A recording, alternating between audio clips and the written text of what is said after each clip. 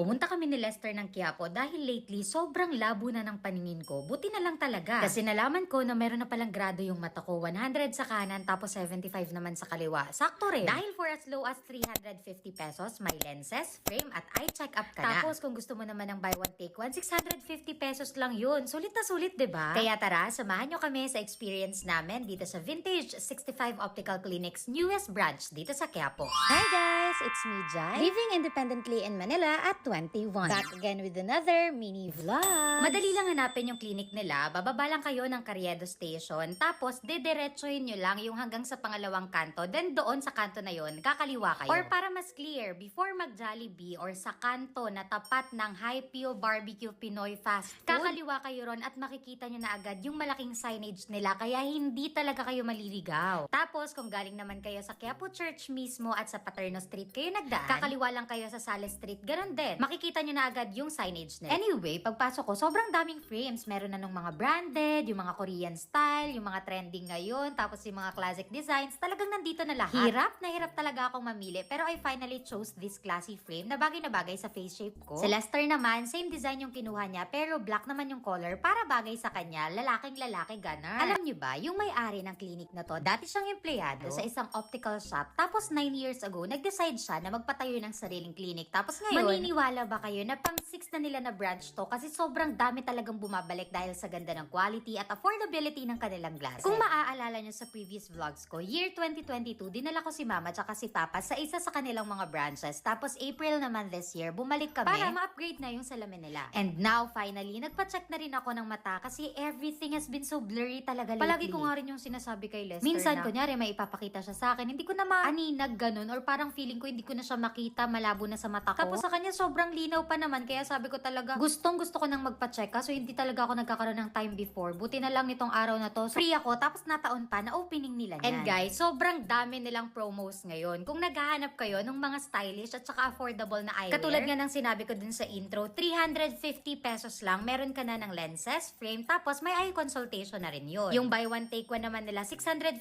pesos lang. Perfect na yun pang regalo. Kung gusto mo naman na para sa inyo ng partner mo. Tapos doon naman sa mga madalas mag-computer o kaya gadget, meron rin sila ng anti-radiation na glasses for only 750 pesos. Bukod pa dyan, kung on-trend naman yung hanap mo or yung mga Korean frames, ganun. 1,200 pesos lang yun. Meron rin naman ng anti-rad progressive lenses sa halagang 1,500 pesos. Tapos yung transition progressive lenses naman, 2,000 pesos lang. Para naman sa mga sporty glasses na mayroong anti-rad, 2,000 pesos yun. Tapos kung gusto mo naman yung merong transition feature, 2,500 pesos lang. Tapos akala ko kasi before, iisa lang yung color ng transition lens. Yun pala marami kasi dito sa kanila merong blue, violet, brown, pink at saka gray. And guys, hindi lang salamin yung meron dito kasi kung mahilig ka sa contact lenses, available din yun sa kanila. Clear man yan, black, brown, or kahit anong color na bet mo. Tapos pwede rin nila yung lagyan ng grado para mas malinaw sa paningin. Yung contact lens nila ay nag-start sa 500 pesos. Tapos kung meron, or kung gusto mo naman ay yung toric contact lenses para sa mga may astigmatism, custom made yan kaya inaabot ng 15 working days bago nyo mabalikan. Talaga namang special service yan para sa unique na needs mo. Bukod pa dyan, may 20 to 50% discount pa sila sa mga selected items. Tapos sobrang smooth lang nung eye check-up kasi tinitingnan ko lang yung mga letters sa chart habang ina-adjust yung lenses. Tapos nung sinuot sa akin, or nung nasuot ko yung tamang grado para sa mata ko, grabe, ang linaw bigla ng mundo. Parang bagong vision, ganun. Parang feeling ko nagkaroon ako ng bagong mata. Kasi first time ko lang magpasalamin at nalaman ko nga dyan na 100 na pala yung grado ko sa kanan tapos 75 sa kaliwa. Kaya it's a must talaga na magpa-check. Kasi sabi nga nung nandito, akala mo lang na wala pang grado yung mata mo kasi sanay ka na ganyan eh. Kaya dapat talaga magpa-check. Tamo ako. Buti na lang rin talaga nung si Lester naman yung chinek. 2020 pa yung vision niya, thank God. Kaya ang kinuha na lang namin para sa kanya ay anti-rad at saka transition lenses para ma-protect naman yung eyes niya kasi palagi nga siyang nagla-laptop saka phone, ganun. Tapos after just 20 minutes, yes, ganun kadali. Ready na yung glasses namin. Yung sa akin, transition lenses siya na gray. Kay Lester naman, anti-rad at transition combo, gray din. Tapos tinest pa namin yun under UV light para malaman kung ano ba yung magiging itsura niya under the sun. And guys, hindi naman siguro halata na gustong-gusto namin parehas, diba? Sobrang thankful at happy ko na lang rin talaga dito sa Vintage 65 Optical Clinic kasi affordable tapos stylish. And kitang-kita nyo naman, diba? Ang bilis-bilis ng service nila. Highly recommended talaga ito para sa mga naghahanap ng quality tsaka sulit na eyewear. And guys, ito yung calling card nila. Tapos ilalagay ko na lang rin sa caption yung kanilang Facebook page tsaka TikTok para kung meron kayong questions or kung gusto nyong magpa-schedule ng visit, pwede nyo silang kontakin. Kaya kung napanood mo tong video na to, it's your sign to get your eyes checked because you might think there's nothing wrong with your vision. Kasi syempre, nasanay ka na dyan, diba? But you might have a grade just like I did. Yan na muna for today's video. See you again next vlog. Bye!